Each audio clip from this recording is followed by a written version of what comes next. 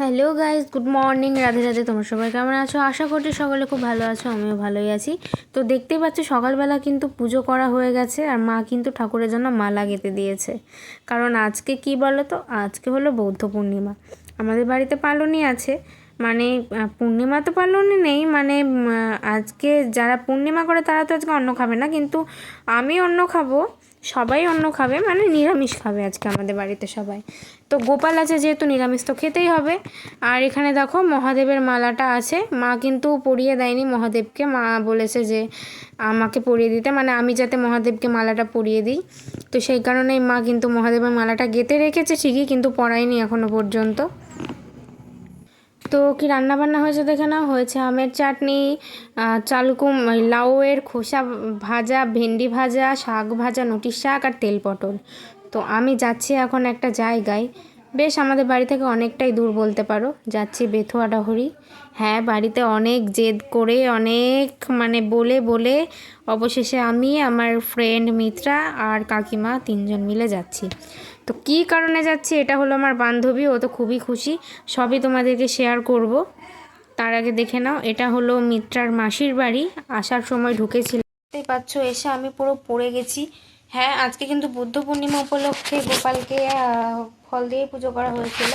তো আমি কোথায় গেছিলাম, বেথুয়াতে একটা কারণে গেছিলাম। আমার ফ্রেন্ড মানে বিদিশা, তো মানে স্কুলে ফেয়ারওয়েলে যার সাথে ছবি ছেড়েছিলাম, তো সেই ফ্রেন্ড বিদিশা, ওর বাড়ি হচ্ছে পলাশিপাড়াতে। তো ওর বাবা যেহেতু টিচার, তো কাজ মানে চাকরি সূত্রে ওর বাবাকে বেথুয়ায় যেতে হয়, আসা যাওয়া করতে অনেক দূরে হয়ে যায় বলে ওরা বেথুয়ায় বাড়ি করেছে। তো গৃহপ্রবেশ যাওয়ার কোনো মানে কথাই ছিল না, ইচ্ছে ছিল, কিন্তু অত দূরে রাস্তা কিভাবে যাব, কে যাবে। আমার বাড়িতে সবাইকেই বলেছিল, কিন্তু কেউ যায়নি। আর ওর বার্থডেতেও নিমন্ত্রণ করেছিল, ওর বার্থডেতেও দুর্ভাগ্যবশত যেতে পারিনি। তো সেই থেকে ওর ভীষণ আমার ওপর রাগ হয়ে আছে যে যেভাবেই হোক গৃহপ্রবেশে যেন আমি যাই। তো সকালবেলাতেও যখন আমি স্নান টান পুজো করি তখন 11টা বাজে, তখনও কিন্তু ঠিক হয়নি যে আমি যাব। তো হঠাৎ করে মাকে বলে বলে, মা তো পারমিশন দেবেই না। সে খুব কষ্টে আমি মিত্রাকে ফোন করলাম, ও বললো যাব। তো একা গেলে তো আমাকে ছাড়বে না, তো আমি আন্টিকে পটালাম যে আন্টি তুমি চলো। তো আন্টি যেতে রাজি হয়ে গেল, তো আমি মাকে বললাম, আমার মাকেও আমি পটিয়ে নিলাম, আমার মা পারমিশন দিয়ে দিল। তো আর দেরি না করে ঝটপট বেরিয়ে পড়লাম 2টোর দিকে।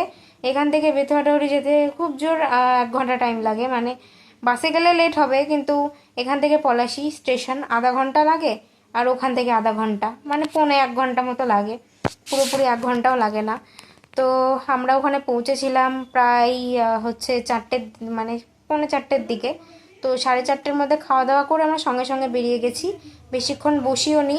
আর ওর মনটা এত খারাপ হয়ে গেছিলো, আমরা আসার সময় সবারই মন খারাপ করছিল ওকে দেখে, কারণ আর দেখা হবে না, সেই এখনও মানে পরীক্ষার মধ্যে লাস্ট দেখা হয়েছে, তারপরে আর দেখা হয়নি ওর সাথে। আর আজকে লাস্ট হলো, আর রেজাল্টের দিন আবার হবে, তারপরে আর কবে দেখা হবে জানি না। তো আমরা গেছি বলেও ভীষণ পরিমাণে খুশি হয়েছে, আর ও কান্নাও মানে করেছে। তো জানি না, আমারও মনের ভিতর খারাপ খারাপ হচ্ছে। তো বলেছে গিয়েছি, এখন আমি বলবো ও আসবে এইটুকুর জন্যই এত এত দূর থেকে জার্নি করলাম। তো ভীষণই ভালো লেগেছে ওর বাড়িতে গিয়ে। গৃহপ্রবেশের নিমন্ত্রণ ছিল, নিমন্ত্রণ রক্ষা করেছি, গিয়েছি, ওর ভালোও লেগেছে বেশ, আর কিছু চাই না। কিন্তু গিয়ে আর কি, মিত্রার মাসির বাড়িও বেথুয়া ডহরিতে, মানে ওদের পাশের বাড়িতে। তো ওরাও যেহেতু তাড়াতাড়ি বেরিয়ে এসেছি, তো ওরাও বললো যে না, ওখান থেকে একটু ঘুরে আসি। তো আমিও গেছিলাম ওদের সাথে, যেহেতু আমাকে ওরা নিয়েই গেছিলো।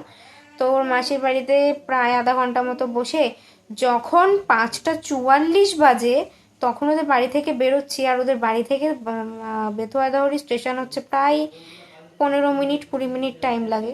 6টা 8-এ ট্রেন ছিল, 6টা 7-এ আমরা স্টেশনে পৌঁছেছি। 1 মিনিটের মধ্যে দৌড়ে কিভাবে যে আমরা মানে 6টা 8-এ ট্রেনটা ধরেছি, তাই আমি সাড়ে 7টাও না, 7টা 10-এ বাড়ি ঢুকে পড়েছি, 6টা 8-এর ট্রেনটা পেয়েছি বলে। আর ওটা যদি না পেতাম, যদি মিস হয়ে যেত, আমার বাড়ি ঢুকতে ঢুকতে 8টা হয়ে যেত। তো যাই হোক, কেউ কিছু বলেনি। মাঝে মধ্যে এরকম একটু দূরে জার্নি করা ভালো, ফ্রেন্ডের বাড়ি যাওয়া ভালো। তো যাই হোক, অনেক বকবক করলাম, ভিডিওটা কেমন লাগলো অবশ্যই জানিও। ভালো লাগলে লাইক কমেন্ট শেয়ার এবং সাবস্ক্রাইব করে সঙ্গে থেকো। দেখা হচ্ছে সবার সাথে কালকে নতুন ব্লগে। পায়ে ভীষণ ব্যথা করছে, কারণ অনেকটা রাস্তা হেঁটেছি, তো এতটা হাঁটা অভ্যাস নেই। তো যাই হোক, টাটা।